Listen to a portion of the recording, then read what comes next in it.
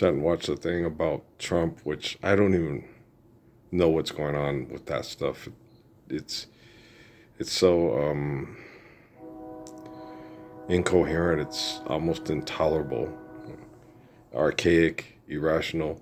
But all government interactions, since I started posting on uh, YouTube back in 2009 and explaining logistics, uh, has been completely irrational and going in a sideways pattern of genocide over money as opposed to compassionate, intelligent management of the resources through education and liberation from dictation and legislation. So it's hard to comprehend the brain activity of what people are doing. They had this charger guy in California, and they're talking about cutting the rails on this high-speed rail between San Francisco and Los Angeles. I can have to reiterate and explain to you numerous times over and over again that money is not real.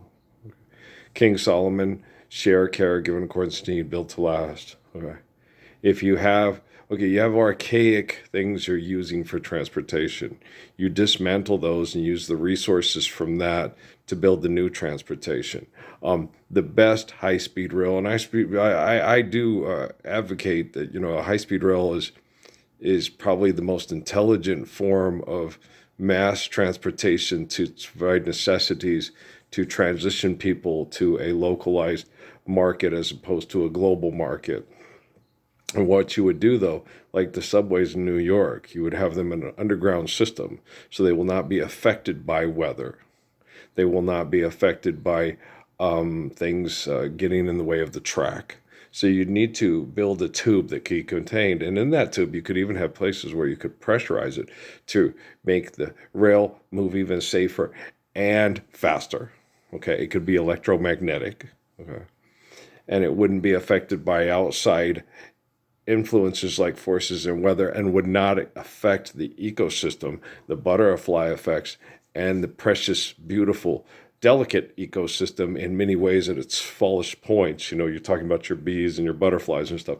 So that would be the best way, if you're at all serious about the matter, to engage and invest in love for your planet, your ecosystem, and one another in high speed rail, which I discussed with Sammy Singer when he was at Arizona State University when we talked about economics with Alan Greenspan back in the 1990s. I want to say it was about 96. Sammy would come in. What do you think? What do you think? Greenspan's an idiot, and I'll tell you why. Here's what we're going to do. And the people used to get mad at me. They think, Ruff, don't talk about that. Because they sat there and they looked at it. And I said, I think your guys' jobs will probably be done shortly after Y2K. They're going to develop their computer systems to be more, less tech support on the phone and more user friendly on their computer devices. So they're going to book their own flights and be able to change their own flights. The only thing they're going to need you guys for is tech support. So we have like 5 or 7 reservation centers, and all these people have jobs and can fly for free on the airlines to Las Vegas and to go see their grandkids. I said, you guys are all going to be eliminated and replaced by one call center for tech support. And they're like, Ralph, don't stop saying this. Earl, stop saying this. No, Earl, stop saying this. I said, no, that's what the company's going to do, to streamline, cut pork barrel sending, and save money. They'll keep the attractive people and the Air Force people to work the flight line and to do customer service and flight attendants. And that's it. They'll have a streamlined, more efficient, more lucrative money-making machine. They'll be nice to fit the industry and make it look, oh, thanks, we're happy for having for you. But as soon as it is, after that, it's loose ends and there's no gratitude. And your services will be required no more. Pick up your check, get out. Right? And that's just how it is. And that's the way it was. That's how economics works. Okay. So you forgive debt and trespass, you love one eternal faithful peace. You have no extortion, no exploitation, no mortgages, no rent. Okay. You build houses to last for families to have to pass down eternally through generational homes, like Confucius talked about in China. Okay. You teach people the truth of Muhammad and share, care, give in accordance to need, which was based on Solomonic law. You can't have any more wives and children than you can lovingly care for. Love thy neighbor as thyself. Love thy enemy. Okay. So you got to understand, if you're at all serious about any of these matters, okay, your money isn't real, your healthcare isn't real, your school systems are based on irrationality, you're all what you would consider and call yourselves functionally illiterate because you accept money as value, and you will vote for governments that will mass murder over money to manipulate access to the resources, and then take you, institutionalize you, indoctrinate you, and incarcerate you, and pass that incarceration through insurance policies onto your children. And they call it love. I love my country. It's the greatest country in the world. And King Solomon's Israel is what? And Muhammad's Mecca is what? Okay. Hi, my name is Ralph Earl Parsons Jr.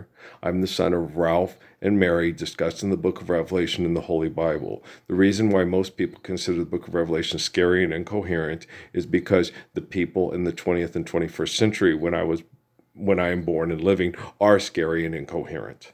If you want somebody to explain to you the apocalypse, which means the restoration of the teaching and the living of the apostles to deliver us from the abuse and the self-destruction and the Armageddon of the insane people that have manipulated and abused the entire populace of the world for the last 2,025 years, come to this anonymous YouTube channel. I'll help you out. And if you want to feel better and sit down and love that Lord's Prayer, embrace that Lord's Prayer and share it forever with your family, come on over. It's better than Peter Piper Pizza. Okay? If I'm anonymous and nobody's watching it, and you've watched it 6 times, now you know what your U.S. military taxpayer dollars are doing with them satellites. Don't give me no lines. Keep your hands to yourself. All right, guys. I love you very much. Hang in there. We got this.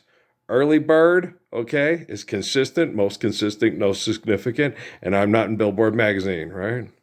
And I do love Keith Elam very much, man. I talked to him in prayer many times, and he's my dog, yo. Okay, I love you. That's a term of endearment among folks that that love their dogs because their dogs love them. Well, their dogs don't love them, but the dogs make them feel the love they give to their dog. My dog, I knew he didn't love me. I knew he would try to fight me for my hamburger, but he sure, to feel part of the pack and all that, he'd stay up to protect me. And if I gave him meat after 10 o'clock, he stayed up all night barking at anything that moved, thanking me for the meat. And I was like, damn it, I got to feed this dog hamburgers anywhere from 12 to 3, but not after that. Then he keeps me up all night long trying to earn more meat. Yeah, I love him.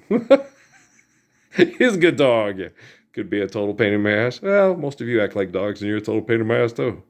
Well, Senyasin's beautiful, isn't he? Yeah, I love him too. Yeah, he's a good prayer connection. Yeah, he really is.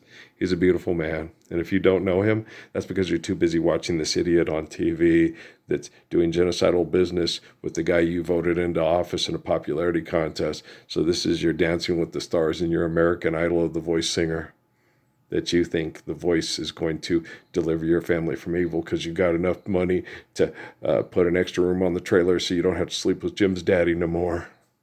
All right? Diversify your funds. Play the lottery. Okay, guys, I love you very much. Live the Lord's Prayer. The Lord's Prayer of salvation. Live the Lord's Prayer. Lord's Prayer of salvation. Live the Lord's Prayer. Lord's Prayer of salvation. If I say it 3 times in a row, do you finally get it? Okay, I love you. Peace.